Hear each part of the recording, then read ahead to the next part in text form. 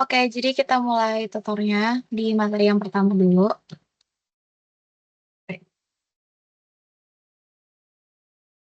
Oke, hmm, di materi yang pertama ini kita bakal bahas tentang lingkungan. Oh ya, kalau misalnya suaraku nggak jelas atau ada masalah sampai PT-nya langsung dipotong aja ya. Yang pertama, kita bahas tentang transportasi dan juga lingkungan. Nah, di materi ini kita bakal membahas juga tentang transportasi berkelanjutan atau sustainable transportation. Kenapa? Karena definisi dari transportasi berkelanjutan itu adalah sistem transportasi yang dirancang untuk meminimalkan dampak negatif terhadap lingkungan. Yang mana dampak negatif terhadap lingkungan itu bisa berupa emisi emisi gas rumah kaca, polusi udara, ataupun konsumsi energi yang berlebih. Di sebelah kanan kalian bisa lihat ada Sustainable Development Goals, yaitu adalah, goals-goals yang mau dicapai untuk mengembangkan lingkungan yang lebih, sustainable atau berkelanjutan ya. Ada 17 goals, tapi yang berkaitan dengan transportasi dan juga lingkungan itu ada 2, yaitu ada di nomor 9 dan juga nomor 11. Ada penjelasannya, balik lagi di sebelah kiri. Untuk SDG atau Sustainable Development Goals nomor 9 itu lebih berfokus kepada, bagaimana cara untuk membangun infrastruktur yang berkualitas, andal, berkelanjutan, dan juga tangguh untuk mendukung pembangunan ekonomi dan kesejahteraan masyarakat. Kalau SDG yang 11 itu berfokus kepada pembangunan kota yang inklusif, aman, tangguh, dan berkelanjutan dengan akses ke perumahan, transportasi, dan juga ruang publik yang berkualitas. Oke, lanjut, untuk membuat, transportasi berkelanjutan itu ada yang dinamakan sebagai Indeks Transportasi Perkotaan Berkelanjutan atau bahasa Inggrisnya adalah Sustainable Urban Transport Index yang disingkat sebagai SUTI. Jadi, si SUTI ini adalah alat ukur yang dikembangkan untuk mengevaluasi seberapa jauh sih atau seberapa berkelanjutan sih sistem transportasi di suatu kota. Nah, SUTI ini berfokus untuk memastikan transportasi di kota itu nggak cuma efisien, tapi juga ramah lingkungan, inklusif secara sosial, dan juga mendukung ekonomi yang sehat. Ada 10 indikator yang diukur oleh SUTI. Yang pertama ada kebijakan transportasi perkotaan, terus ada akses ke transportasi umum, ada keterjangkauan transportasi umum, ada kualitas layanan transportasi umum, ada keamanan dan keselamatan, ada emisi gas rumah kaca, ada kemacetan dan efisiensi perjalanan, ada fasilitas pejalan kaki dan sepeda, lalu ada penggunaan energi bersih, dan yang terakhir ada kontribusi ekonomi. Di mana yang kita bakal fokuskan pada pembahasan kali ini adalah emisi gas rumah kaca yang meliputi kualitas udara juga dan penggunaan energi bersih karena berkaitan dengan dampak lingkungan. Oke, jadi apa aja sih permasalahan lingkungan yang berkaitan dengan transportasi? Sebenarnya ada banyak dan kita bakal bahas satu-satu. Yang pertama adalah kontribusi emisi gas rumah kaca. Maaf itu typo ya. Di mana terdapat fakta bahwa sektor transportasi itu menyumbang 24% emisi gas CO2 secara global. Yang mana data ini tuh diambil dari data tahun 2018. Nah, kalian juga pasti tahu kan kalau emisi gas rumah kaca itu adalah gas yang, menutupi bumi, yang membuat panas bumi itu, tidak bisa keluar, yang mana akan mempercepat pemanasan global dan juga perubahan iklim. Terus faktanya lagi, dari 24% emisi CO2 itu, 74,5%-nya disumbang oleh kendaraan jalan raya seperti motor, mobil, bus, dan lain-lainnya. Terus permasalahan lingkungan selanjutnya ada kualitas udara yang buruk. Emisi kendaraan bermotor tentunya akan menyebabkan polusi udara, terutama di perkotaan dan salah satunya di Indonesia. Terus emisi kendaraan ini juga bertambah buruk, terutama di daerah dengan infrastruktur transportasi umum yang lemah, yang mana dengan artinya di kota-kota tersebut atau di daerah tersebut, transportasi yang diandalkan, yang menjadi transportasi utamanya itu adalah kendaraan pribadi, kayak gitu. Terus, dari polusi udara itu kan biasanya terdapat partikel halus ya, di mana partikel halus ini dapat meningkatkan resiko penyakit pernafasan, kardiovaskular, dan juga bahkan kematian, terutama pada anak-anak, lansia, dan populasi yang rentan.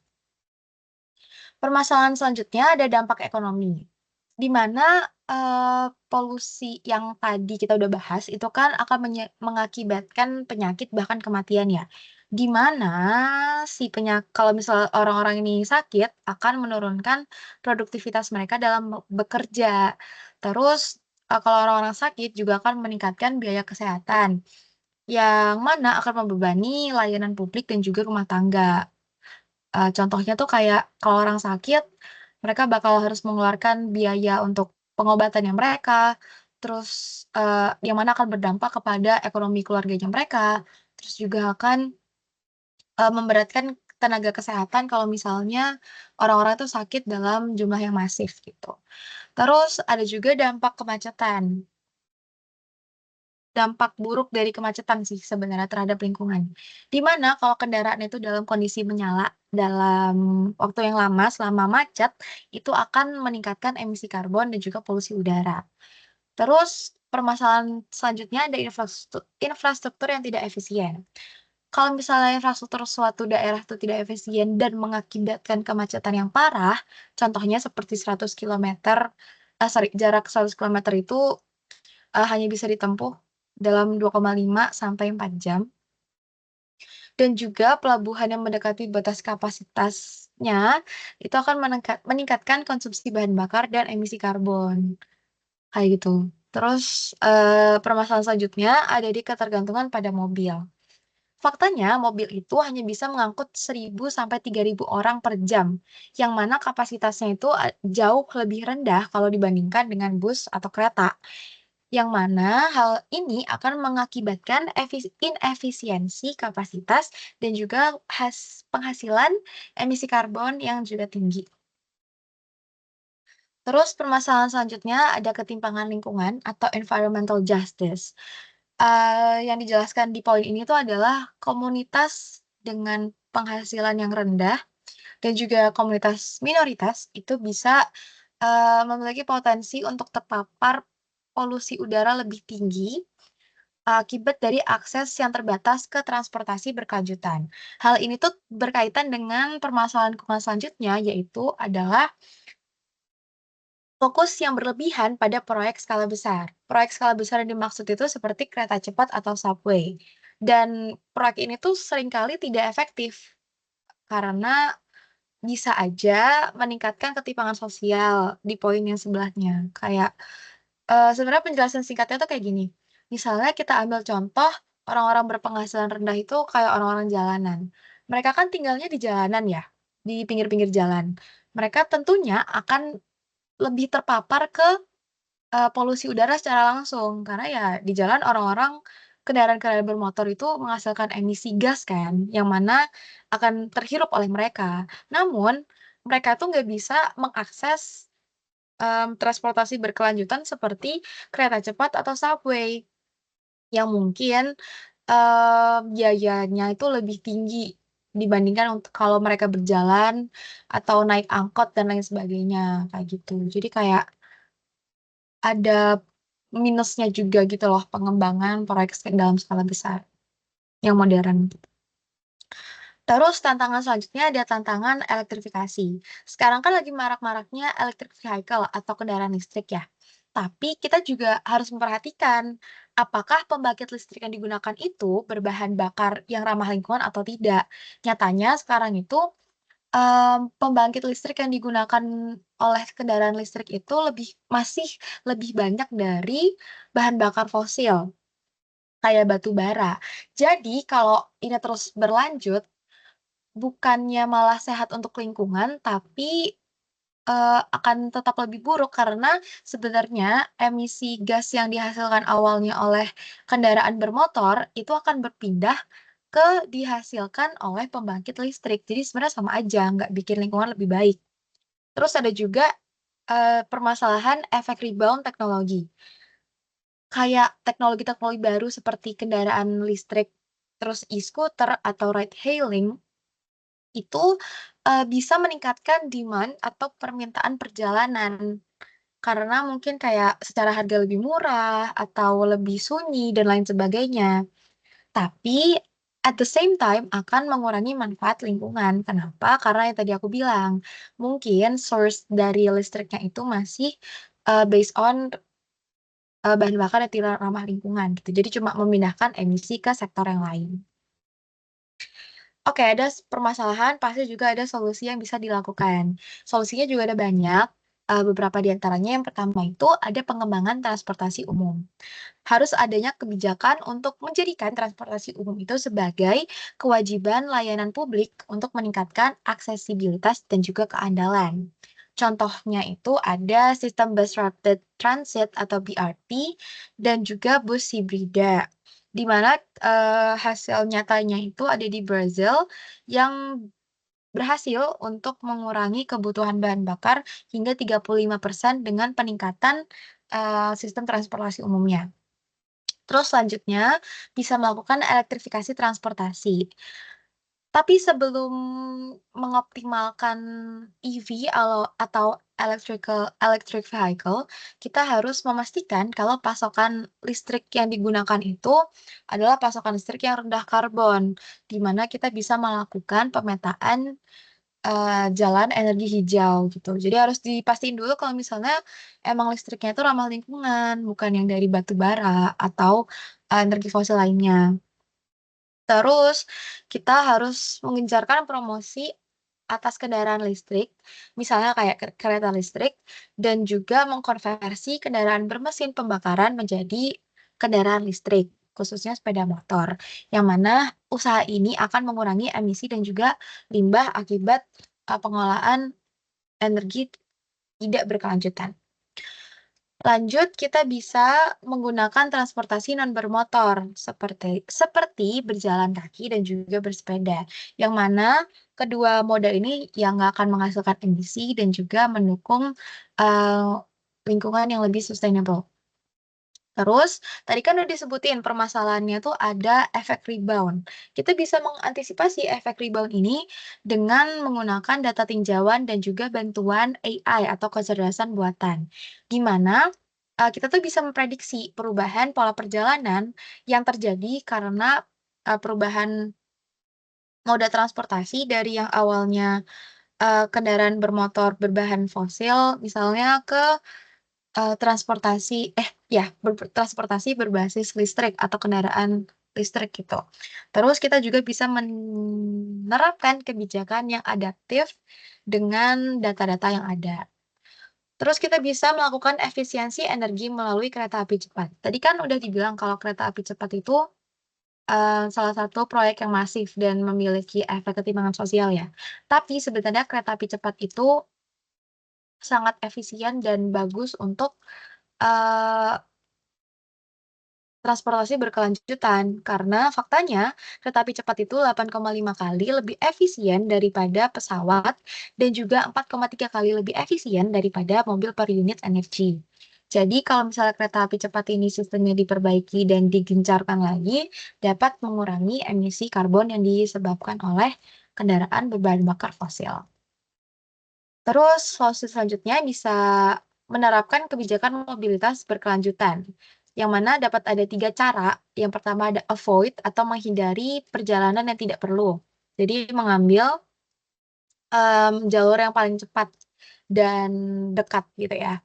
Terus ada shift, yaitu beralih ke moda ramah lingkungan seperti transportasi umum atau menggunakan sepeda. Habis itu ada improve, yaitu meningkatkan efisiensi transportasi melalui teknologi dan juga desain perkotaan yang baik.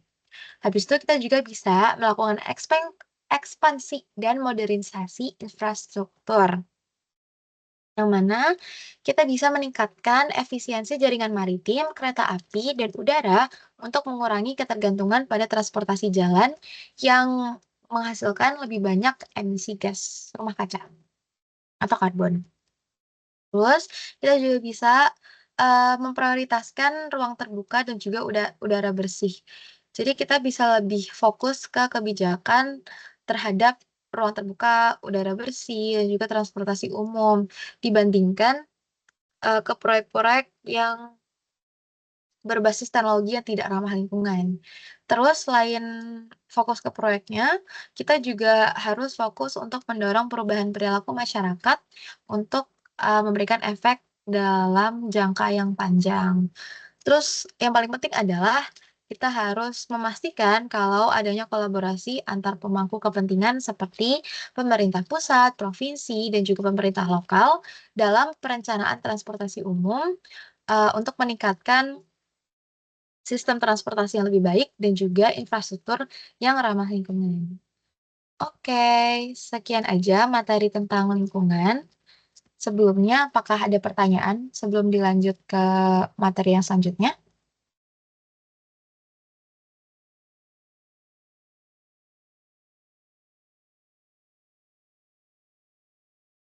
Aku tunggu sampai 17.28 ya.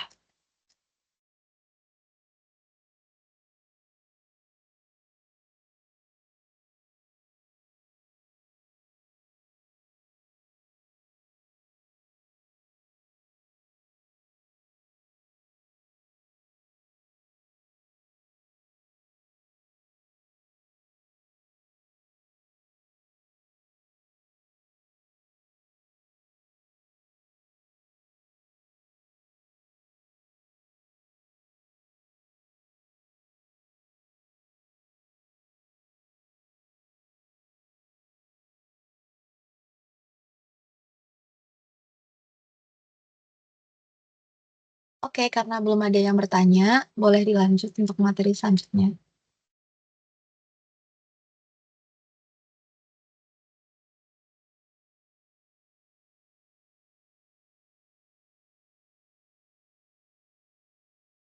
Oke, aku lanjut ke materi berikutnya ya. Jadi kan nanti di UAS tuh ada tentang Rekjal juga ya. Jadi bakal lebih diarahin ke yang bagian evaluasi kekerasan. Nah ini aku ambil dari PPT-nya Pak Harmen ya. Ya mungkin ini sedikit review aja. Jadi jangan lupa bahwa si kekerasan tuh fungsinya adalah untuk mengecilkan atau memotong-motong si tegangan yang masuk ke dalam apa kekerasan ini itu ya. Supaya nanti pas terjadi bersama tanah itu jadi nggak terlalu besar gitu. Dia tuh memperkecil yang ada di atas itu yang besar itu.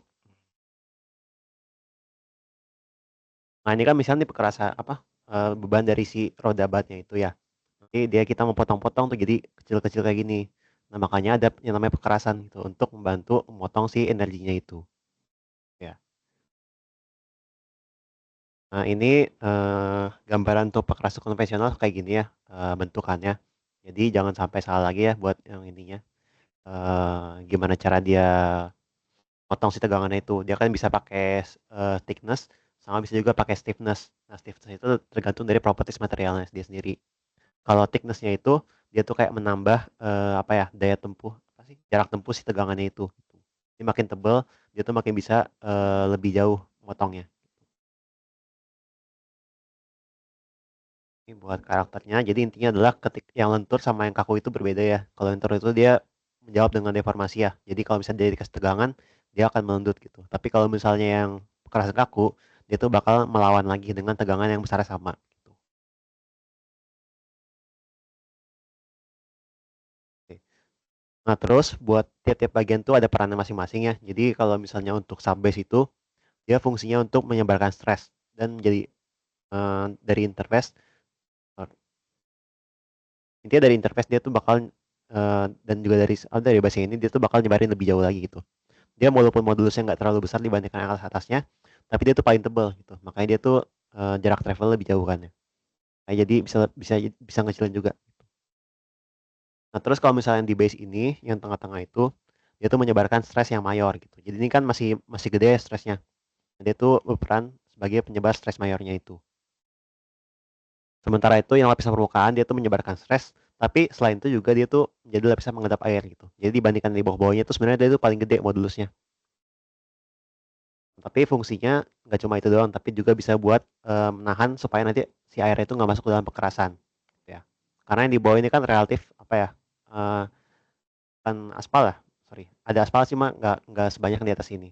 Itu benar-benar aspal. Kalau di bawah ini kan banyak kan agregatnya kan ya. Makin ke bawah tuh makin relatif banyak agregatnya. Makanya peran sebagai code-nya itu atau sebagai jas hujannya untuk kekerasan itu adalah yang bagian permukaannya ini. Nah, jangan lupa sorry, belum aku pernah jelasin ya. Intinya adalah ada 2 value kriteria untuk kekerasan ya. Jadi kalau misalnya kekerasan itu bisa rusak karena 2 hal yang utamanya. Yang pertama itu adalah karena letak ya. Jadi, kita kan tahu bahwa ada perbedaan modulus ya antara lapisan itu. Nah, kalau perbedaan itu terlalu jauh, misalnya ini yang atas ini kan yang bagian beraspalnya, yang bawah ini misalnya ini bagian base-nya ya. Kalau misalnya selisihnya terlalu jauh, modulusnya, maka kan ada selisih tegangan yang jauh juga kan. Jadi kayak misalnya di atas ini cuma meregang misalnya 3 mili, bawahnya itu meregang sampai 10 mili. Nah, itu kan nanti bakal, menimbulkan tegangan tarik kan ya di sininya, gitu. Intinya dia tuh bakal jadi retak lama-lama, gitu ya. Sama retak itu juga bisa terjadi karena sorry, stop share dulu.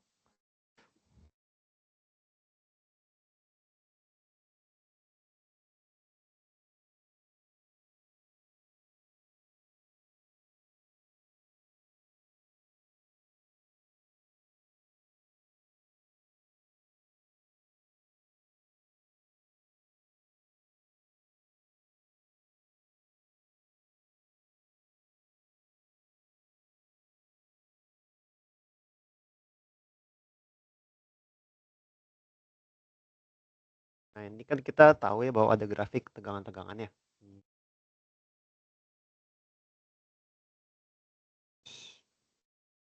Gitulah ya kira-kira.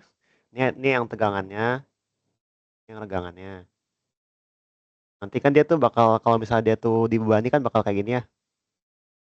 Nah, ini tuh bagian plastisnya, sorry, bagian yang elastisnya gitu. Tapi nanti dia tuh ada saatnya ketika ketika kalian overloading gitu, nanti itu dia bakal ada tegangan plastisnya gitu.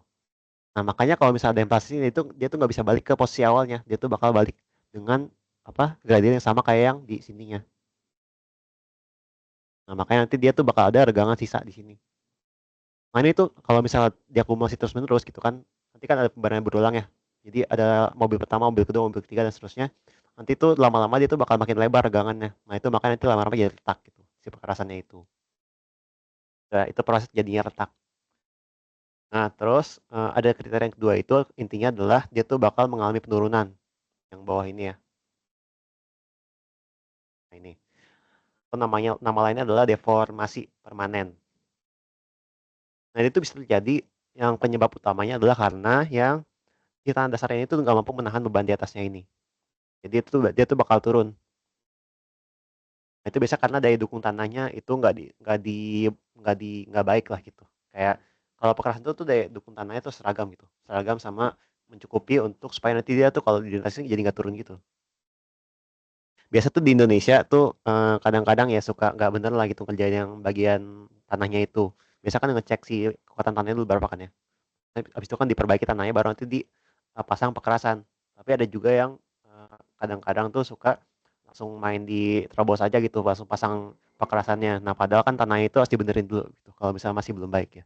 Karena nanti dia tuh kadang-kadang suka jadi turun gini gitu. Nah, itu bisa kalau itu kan terjadi karena waktu juga bisa ya. Jadi kalau lama-kelamaan overloading terus nanti dia bakal turun. Tapi bisa juga dia turun cuma di atas doang gitu, cuma di permukaan aja. Nah, kalau bisa turun di atas doang, itu tuh dia tuh berarti karena si permukaannya itu bahannya jelek gitu ya. Jadi modulusnya kurang cukup untuk menahan beban yang terjadi. Jadi bisa juga karena itu. Tapi yang lebih lebih umum adalah karena tanah dasarnya nggak diperbaiki dulu sebelum dibikin perkerasan. Oke, aku ganti ke bagian lainnya.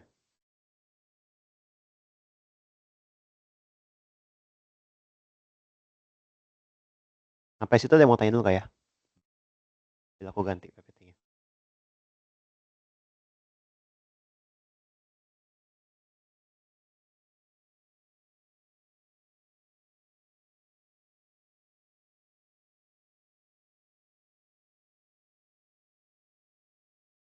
Oke, lanjut. Nah, ini kira-kira intinya adalah kalau di perkerasan itu dia tuh bakal turun ya. Jadi kan PSI itu adalah kayak apa ya namanya? eh Tingkat pelayanannya dia lah. Itu dia tuh bakal turun kualitas perkerasannya seiring dengan waktu gitu. Atau biasa dinyatakan juga dalam satuan CESAL atau kumulatif equivalent standar absolute. Dia adalah ini tuh jumlah berapa sih kendaraan yang melintas gitu di Sumbu X ini. Nah, itu jadi kayak umurnya gitu loh. Ini berapa tahun umurnya dinyatakan dalam satuan berapa kendaraan yang melintas gitu. Nah, ini kurvanya bakal turun karena nanti dia tuh bakal menurun gitu kan ya. Performa si pekerasan itu sendiri dengan bertambahnya beban ini dengan terakumulasi beban lalu lintas. Nah, karena itu kita tuh perlu melakukan pemeliharaan gitu ya. Jadi ada 3 macam pemeliharaan. Yang pertama itu yang rutin, kedua itu berkala, ketiga itu rehabilitasi. Nah, kalau yang rutin itu dilakukan, dalam jangka waktu yang pendek-pendek banget. Jadi kalau misalnya kita ngelihat, IRI itu kayak itu, apa namanya, International Rapid Index. Jadi kayak seberapa nggak rata sih jalannya kita itu. Jadi kalau makin tinggi si IRI-nya, dia tuh berarti makin, nggak bagus gitu, si pekerasannya itu. Nah, rutin tuh buat, menanggulangi yang itu, gitu. Ini kan dia bakal turun gini ya, si kurvanya. Jadi nanti performanya bakal turun, nanti kalau misalnya kita melihara rutin, dia tuh bakal naik lagi kurvanya. Ini lagi, naik lagi, turun lagi, naik lagi. Tapi kan dia tuh bakal, walaupun kita naik-naikin gitu kan, dia tuh nggak bakal kembali ke bentuk semula lagi gitu. Ini kan posisi semula kan sini ya, dia tuh bakal baliknya tuh bakal agak ada turunnya gitu loh. Jadi ini kan awal sini, nanti turun lagi, nanti turun lagi. Makanya kalau misalnya kita mau balik ke bentuk semula itu, kita harus lakukan penilaian lainnya juga gitu. Jadi ini kayak misalnya ini per berapa berapa bulan atau berapa tahun sekali gitu. Kita harus melakukan pemeliharaan berkala namanya. Itu kalau irinya udah makin turun gitu. Jadi kita naikin lagi. Tapi walaupun kayak gitu dia tuh pasti bakal turun lagi gitu ya. Jadi udah pasti dia tuh bakal turun terus. Walaupun turunnya itu bisa kita perlambat. Jadi si pemeliharaan ini intinya adalah kita, bakal ngurangin seberapa cepat dia turunnya gitu. Supaya nanti nggak terlalu cepat si pekerasan itu, habis umur layannya gitu ya. Jadi kayak nggak perlu bikin baru dulu gitu. Kayak kita lakukan pemeliharaan berkala tiap berapa periode sekali. Nah, tapi kalau misal udah melewati batas ini gitu, ini batas akhirnya di sini, itu mau nggak mau udah kita harus, lakukan rekonstruksi ataupun peningkatan atau rehabilitasi namanya ya. Jadi kita bongkar, baru nanti kita, bikin yang baru lagi gitu. Jadi mau nggak mau pasti ada akhirnya juga gitu, nggak mungkin, eee, si pekeras itu bisa ada terus gitu, seumur hidup gitu. Ini adalah kayak manusia lah gitu. Kalau misal pemeliharaan ini tuh kayak kita kasih vitamin, kita kasih apa, nanti kita kasih obat gitu. Tapi kan kita bakal lama-lama kan bakal tua juga ya gitu. Nah, nanti kita mau nggak mau ya ada akhirnya juga gitu.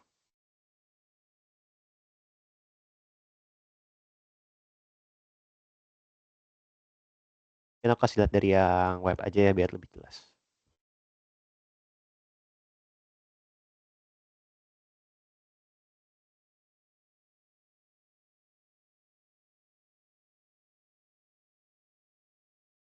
Ini 3 macam pemeliharaan, nanti jangan lupa diingat-ingat ya, karena harusnya keluar sih di UAS-nya.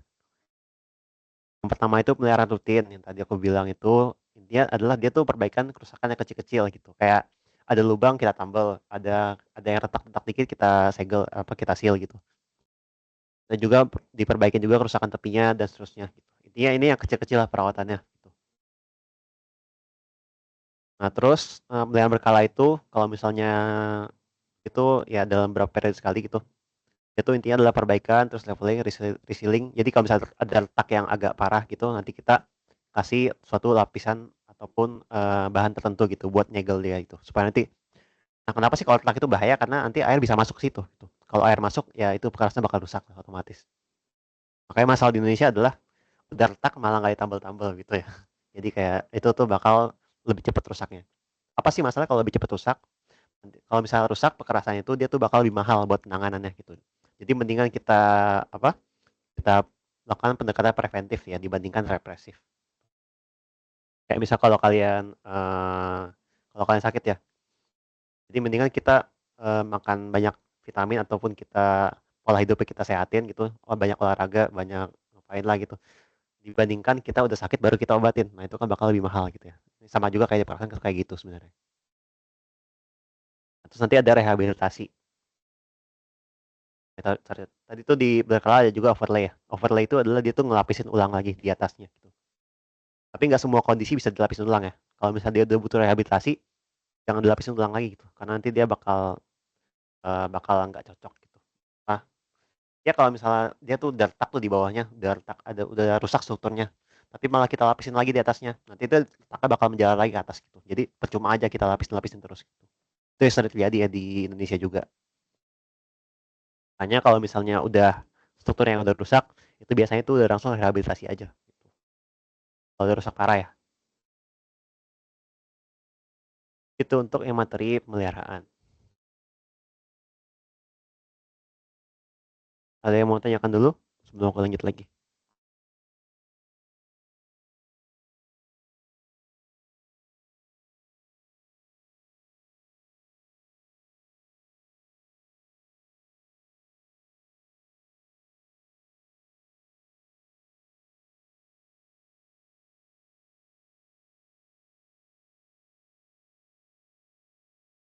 Eee, buat soal hitungannya ya, ini aku mungkin kasih yang MAK aja tapi nanti nggak terlalu banyak. Intinya adalah si MAK ini kita tuh mau ngitung si 4 power law-nya itu yang kalian tanya kemarin itu loh, si Bazooka standar ini. Jadi kita pilih mana skenario yang butuh sorry, skenario yang paling merusak gitu, sinyalnya itu atau skenario yang paling ekstrim dibandingkan yang lainnya.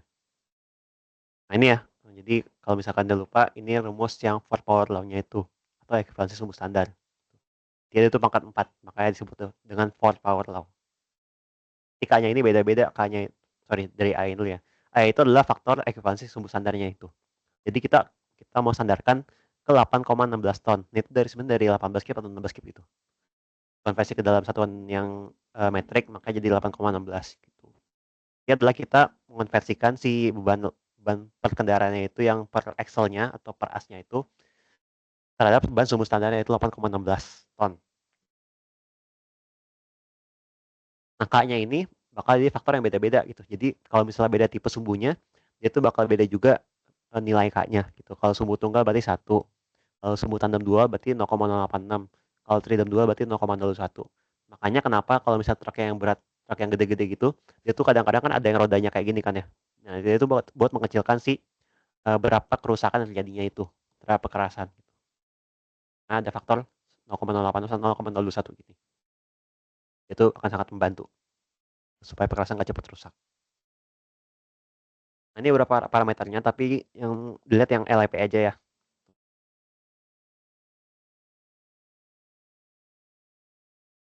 Intinya adalah si jalan ini kan dia tuh bakal meningkat terus ban itu ya, ban lalu lintasnya untuk setiap apa, untuk per tahunnya gitu.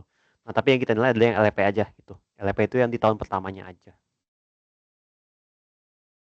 Ini aku skip aja ya.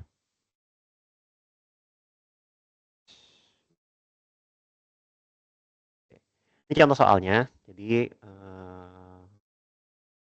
apa namanya? Tapi nanti nggak sebanyak ini ya. Ini banyak banget. Ini adalah kita disuruh nentuin yang skenario mana yang membutuhkan suatu perkasan terkuat ataupun yang memiliki damage factor terbesar gitu. Jadi sama aja. Nah, nanti kalau tak itu tandem, saya itu tridem. Ya, seperti itu. Nggak usah. Oke. Nah, jangan lupa diasumsikan berapa sih CI-nya itu. CI itu kalau nggak salah regional factor-nya. Jadi pakainya 0,5 gitu kalau nggak tahu. Nah, jadi step pertamanya adalah menghitung L-nya. Nah, itu kan tadi kan itu ya, beban per sumbunya gitu. Jadi dari itu tuh dari si beban kendaraannya atau berat total kendaraannya itu, misal mobil kan 2 ton tadi ya beratnya. Dikalikan sama persentase si sumbu itu, berapa persen dia yang ditanggung gitu. Kan tadi kan kayak gini ya. 2 kali 50%-nya ini gitu. Jadi artinya kalau kayak gini adalah beban si ban depannya itu sorry, si sumbu depannya itu dia tuh menanggung 50% beban dari si mobil itu. Belakangnya 5% sisanya. Gitu ya. Nah, nanti dapat berapa, yang belakang juga dihitung. Nanti kan satu juga gitu. Jadi satu, satu. Satu depan, satu belakang. Sama juga buat yang kendaraan lainnya dihitung semua. Ini intinya kayak ngulang-ngulang gitu lah. Untuk setiap sumbunya sama setiap kendaraan. Nanti setelah itu kita ngitung Excel equivalent-nya atau damage factor-nya. Yang hubungan pangkat 4 itu. Nanti itu tuh intinya adalah kita ngalihin si beban sumbunya tadi, yang L tadi itu, ini kan L ya, dikaliin sama 1/8,12 pangkat 4. Di L ini sebenarnya kita apa namanya? Sorry, ini tuh yang satunya ini adalah yang K-nya ya. Salah, salah. L-nya itu yang ini, yang satu kecil ini di dalam ininya. L kita masukin ke sini, K-nya kita masukin ke luarnya ini. K-nya mobil kan satu ya tadi ya, karena dia kan sumbunya sumbu tunggal, makanya dia taruh satu di sini. L-nya kan 1 tadi, di ban depannya 1. Di per 8,16 makan 4. Nah, dapat berapa? Yang belakang juga dihitung sama lagi nanti itu ditotalin semuanya. Dapatnya berapa totalnya? Nah, itu buat jadi yang mobil pribadi segitu. Untuk per mobilnya. Sama juga buat yang bus, sama truk kecil sama trailer juga sama. Cuma yang trailer itu kan agak beda ya karena ada tandem ada tridemnya. Nah, kita kasih faktor yang berbeda di sininya. Baru kita totalin lagi. Nah, setelah itu baru kita ngitung si LEP-nya. Jadi dari sigma LAR kali ini adalah jumlah lintasnya berapa dalam satu tahun. Kan di skenario pertama kan ini jadi per skenario ya. Skenario pertama kan ada 7 juta mobil yang melintas ya. Kayak kita taruh 7 juta di sini LAR-nya. CI-nya kan tadi kita asuhin 0,5 ya. Tuh, biar nggak susah. Sama axle equivalent-nya tadi kan yang kita hitung tadi, yang di soal sebelumnya. Di sini ya. Nih. Per mobilnya kan 4,51 kali 10 pangkat min 4 ya. Ditaruh bentar, di sini. Dapatnya adalah 1578837 gitu. Nah, itu dihitung buat semua skenario gitu. Skenario kedua kan mobilnya kan ada 5 juta ya. Skenario ketiga ada 2 juta gitu. Nanti dihitung lagi gitu ya. Yang bus besar, truk kecil sama trail juga sama. Seperti itu cara ngitungnya. Jadi baru kita jumlahin pas skenario-nya berapa. Yang pertama mobilnya segini, kedua segini mobilnya, skenario kedua segini. Nanti bus kecil segini, segini, bus besar segini, dan seterusnya nanti dapat totalnya berapa. Nah, bisa kita lihat yang paling besar itu adalah yang skenario ketiga. Yang sebesar 19 juta. Jadi kita pilih yang skenario ketiga, karena LEP terbesar. Ya kayak gitu aja buat yang soal seperti ini. Jadi soal hitungannya ini aku bocorin nih. Ini nanti keluar. Tapi nanti paling cuma ada 3 jenis kendaraan sama ada 2 skenario gitu. Jadi lebih dikit. Saya mau ditanyakan? Sampai 17.49.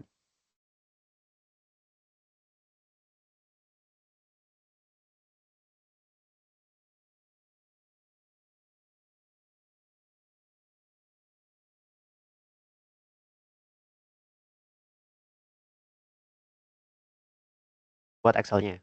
Jadi kalau misalnya butuh, aku bagi ya.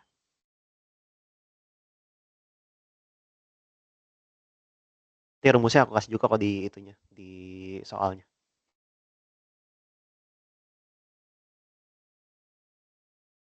Kak, izin nanya Kak. Tadi Ya, ya. Kaknya itu dapat dari mana ya Kak? Oh, bentar. Kaknya soalnya satu semua kecuali yang trailer itu dari diketahui atau dari mana ya Kak?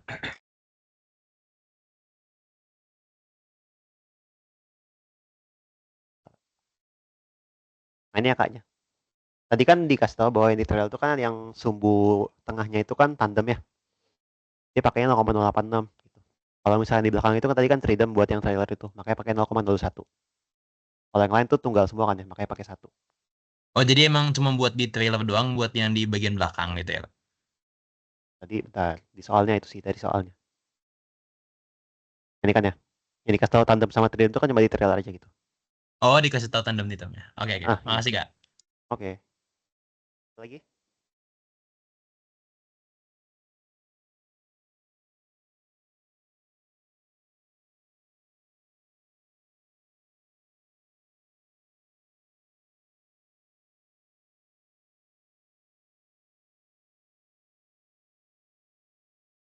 Oke, kalau nggak ada dari Bia ada yang mau tambahin nggak ya?